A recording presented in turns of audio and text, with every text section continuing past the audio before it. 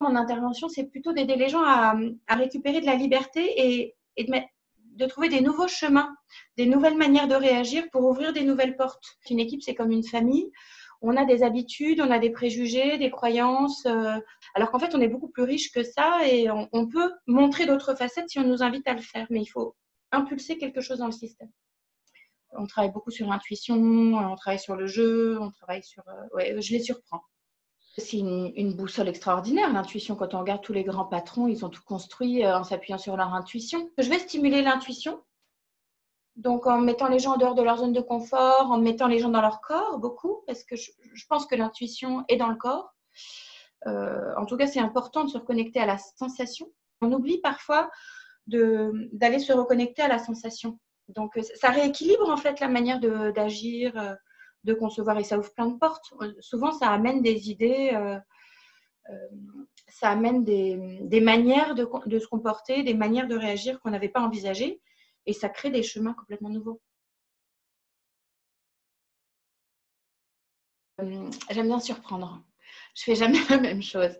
J'aime bien prendre les gens au dépourvu. Je travaille de façon très ludique. J'aime bien leur faire des choses auxquelles ils ne s'attendent pas du tout. Le jeu amène la prise de décision en situation inhabituelle. Le jeu amène l'inconfort, l'incertitude. En tout cas, sur une partie de nous qu'on ne cherche pas à stimuler de façon automatique quand on est dans la construction de nouvelles solutions et qui pourtant détient énormément de savoir, de richesse et de potentiel. On a cette croyance que pour bien faire les choses, on doit se priver du plaisir, alors que je suis convaincue qu'on ne fait bien les choses que quand on est dans le plaisir. Donc, je ramène les gens aussi à cet endroit-là. Donc, quand on rajoute du plaisir, du coup, ça crée tout de suite de nouvelles potentialités.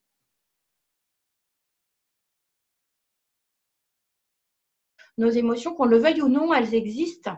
Et on ne peut pas passer notre vie à les ignorer parce que ça a trop de conséquences négatives. Et ça nous empêche d'atteindre nos objectifs. Donc, la première chose, c'est cette croyance-là, de croire que en fait, les émotions, elles nous embêtent. Peut-être qu'elles nous embêtent, mais il n'empêche qu'elles sont là et qu'on n'a pas le choix. Il vaut mieux les écouter avant qu'elles nous embêtent trop fort. Mon travail en tant qu'accompagnante, c'est de démêler. D'où est-ce qu'elle vient cette émotion et qu'est-ce qu'elle raconte? L'accompagnement, il sert à ça. Il sert à aller retirer les choses qui n'ont rien à faire là et qui polluent la relation entre les collègues et ma capacité à créer, à avancer, à se développer. Le premier mot qui me vient, c'est j'écoute. J'écoute sans a priori. Parce que la personne que j'ai en face de moi, c'est une personne qui détient la vérité, qui ne le sait pas encore. Donc moi, je fais de la médiation entre la personne et elle-même et ça me fascine comme processus. Parce que quand on écoute bien et quand on renvoie à la personne ce qu'elle nous a dit, il se passe toujours des choses extraordinaires. Rien que ça.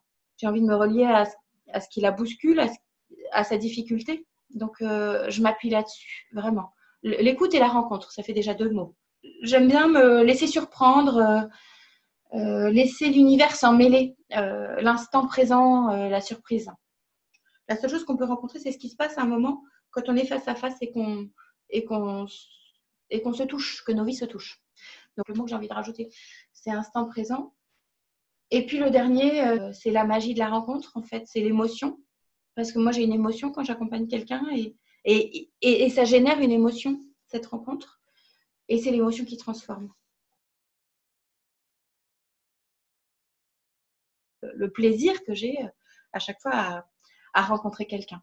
Et c'est une motivation inépuisable. C'est un cadeau extraordinaire. Quand je vois une personne se développer et mettre en œuvre ses qualités, créer de la valeur dans son entourage, d'être moi le témoin de ce processus de croissance de la personne humaine et de la micro-société que peut représenter une équipe.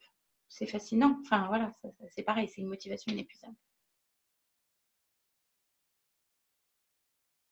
C'est compliqué de faire travailler les gens ensemble, mais en fait, moi, je pars du principe que si les gens sont là, c'est qu'ils ont une bonne raison d'être là et qu'ils ont envie d'être là. En tout cas, qu'il y a une partie d'eux qui a envie d'être là. Moi, c'est à cette partie-là d'eux que je m'adresse.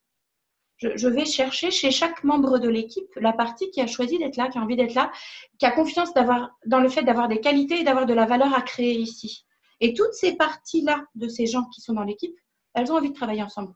Après, il y a des choses qui polluent. Mais quand on va réveiller chez chacun le fait, la raison initiale qui fait que j'ai eu envie de venir et que j'ai été recrutée parce que j'ai su montrer que j'avais des qualités et des compétences qui étaient en rapport avec une mission qui allait m'être confiée et que j'ai eu envie de relever le défi de cette mission, oui, il y a forcément toujours quelque chose qui fait que ça peut lier, que ça peut avancer. En tout cas, c'est quelque chose auquel je crois profondément.